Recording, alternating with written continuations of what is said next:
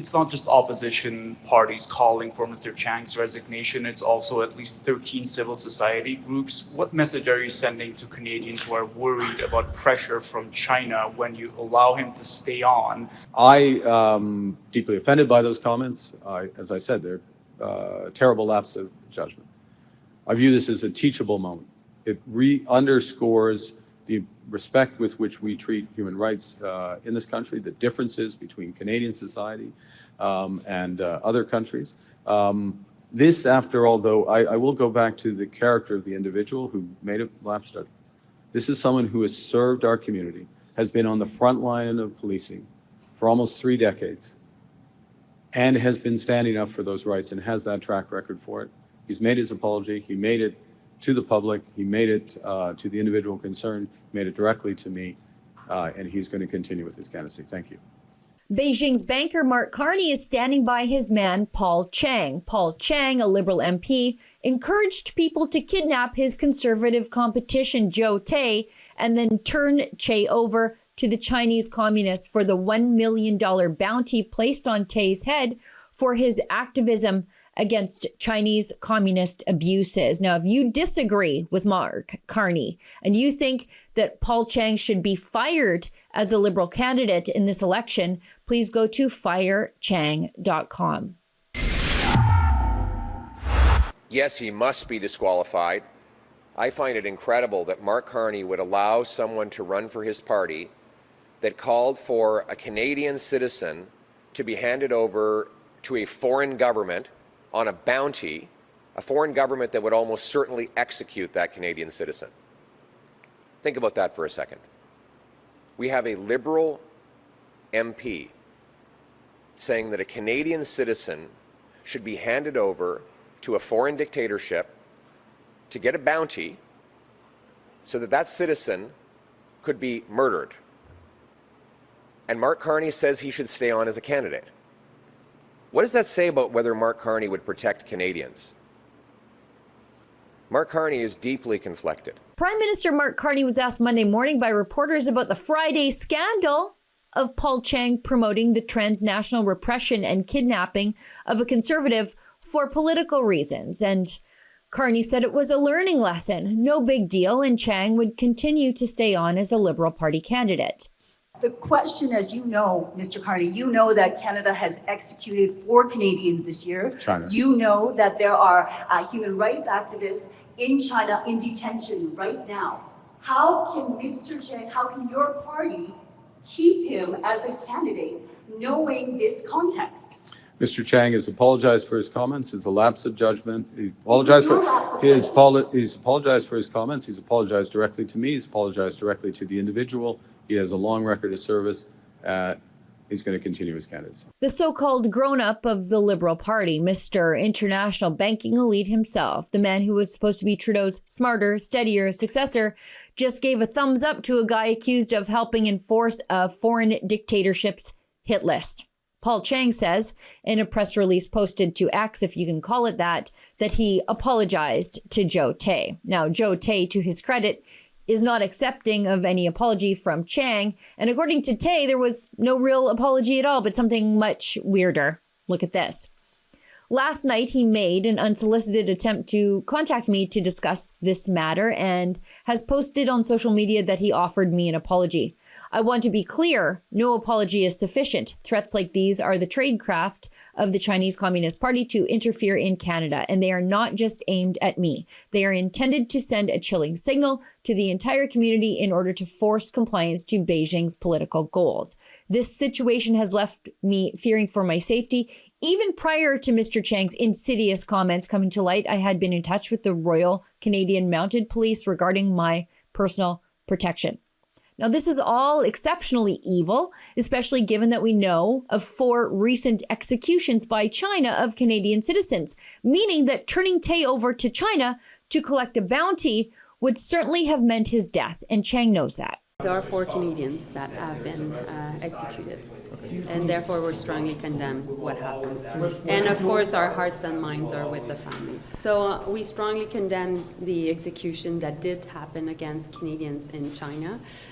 This is an issue that I've been following very, very closely personally for months, and I've asked personally also leniency, and also the former Prime Minister did so, and we made sure to press on China how much we needed to make sure that ultimately these Canadians would be safe. And let's be clear, Chiang encouraged the kidnapping to turn Tay over to the very same consulate in Toronto where diplomats intimidated Conservative MP Michael Chiang from. I'm often at the University of Toronto talking to experts in a range of policy areas at the Monk School of International Affairs, which happens to be located at St. George and Bloor Street. And just up the street, a mere matter of blocks, is the PRC consulate where this particular diplomat, Mr. Wei Zhou, worked. So it would have been nice to know that this individual was targeting me so that I could have at least been aware of my surroundings and to ensure that nothing nefarious was going on. So those are the kinds of things that I think elected officials and Canadians more broadly need to be made aware of. If we're not aware of these things, we go about our business, not thinking about these things. And we know from the Foreign Interference Commission that in recent years, 2, maybe 3 Canadians were kidnapped on the streets or otherwise forcibly repatriated to China. What became of them? We don't really know. Does the panel recognize this document? This was very recently released. It's an intelligence assessment, PRC, foreign interference in Canada, critical national security threat. It's a very detailed document outlining various aspects of PRC interference in this country. And one particular feature caught my eye, and I thought I would ask you about it. It's on page 7, paragraph 14. This is the Chinese fox hunt and Skynet campaigns.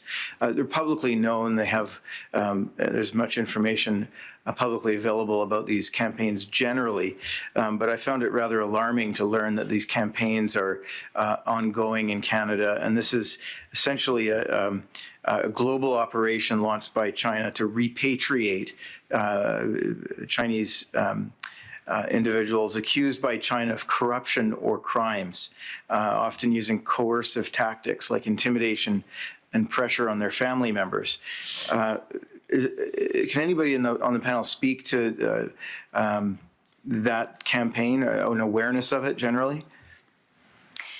Yes, the service is very aware of the Fox Hunt Skynet campaign. It's very aware publicly. It's a very aggressive effort by the PRC, as you noted yourself, to go and find individuals that have been, they determined, engaged in corruption activities within China. It was part of the Chinese Communist Party's effort to bring anti-corruption into their government and to pursue those around the world. So they have been engaged in going into various countries, not only Canada, but several countries around the world.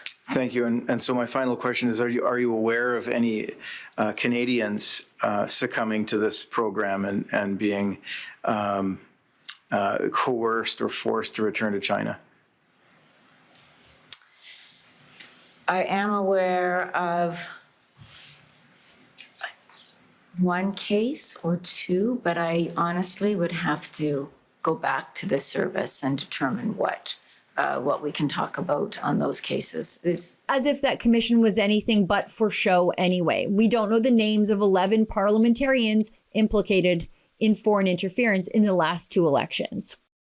That I will not be publicly identifying parliamentarians who may suspect of having participated in foreign interference activities or of having acted wittingly or unwittingly as agents of foreign state. Canada is a state governed by the rule of law, which recognizes and protects the fundamental rights of every individual, including the right to fully defend oneself against charges and accusation. Procedural fairness entrenches a similar principle, as does the Inquiries Act, which expressly prohibits the Commission from making an adverse finding against a person. In other words, a conclusion that will bring discredit on that person or tarnish his or her reputation, unless that person has been given notice and allowed full opportunity to be heard with respect to the charge of misconduct against him or her. And none of the recommendations of the commission were put into place before this federal election because the Liberals prorogued Parliament for their own political gain to replace Trudeau and increase their electoral prospects at the sacrifice of the safety and security of Canadian democracy. But why wouldn't Carney stand by his treasonous, and I don't use that word lightly, MP? We know Carney is Beijing's banker. Just weeks after taking a position on Justin Trudeau's economic task force, Carney got a $250 million loan from a Chinese state-linked bank. It's so bad, and Carney is so useless that elections security officials announced private security details for threatened political candidates. Over the past week, the panel of the Critical Election Incident Public Protocol has met and been briefed by the Security and Intelligence Threats to Election Task Force, also known as SITE. The panel has not found any incidents that have impacted Canada's ability to have a free and fair election. One concerning trend is the intensification and rise in threats of violence and intimidation directed at Canadian public figures. That is why the Government of Canada has introduced the Candidate Security Program. This program provides an additional layer of security through unarmed private sector security services to candidates who feel intimidated or threatened. It is in Canada's vital national interest that Canadians running for elected office feel safe. This new program will complement other measures to keep candidates safe, such as the SITE task force briefings to security-cleared representatives of political parties represented in the House of Commons, one of which occurred last week, and the CSE hotline for candidates. As part of its mandate, another area the SITE task force continues to monitor is transnational repression. In the report on the public inquiry into foreign interference, the Honourable Justice Hogue issued a call to action on transnational repression. She noted her concern over what she had heard during the inquiry and observed that transnational repression seems to be on the rise as the world continues to change rapidly. Their goal is to advance foreign interests and silence criticism and dissent. Now, we all know if a convoy supporter had called for the kidnapping and ransoming of Chrystia Freeland to turn over to Russia, the crackdown of the long arm of the law would have made the violence and financial sanctions of the illegally invoked Emergencies Act look like a walk in the park. But Chiang? Zero consequences. He still gets to run in the next election. It's outrageous. It's un-Canadian. Send Carney a message, will you? Go to firechiang.com and sign the petition. For Rebel News, I'm Sheila Gunn-Reid. If you agree with me that Paul Chiang is un-Canadian and dangerous and he should not be allowed to run in this election, please go to firechiang.com.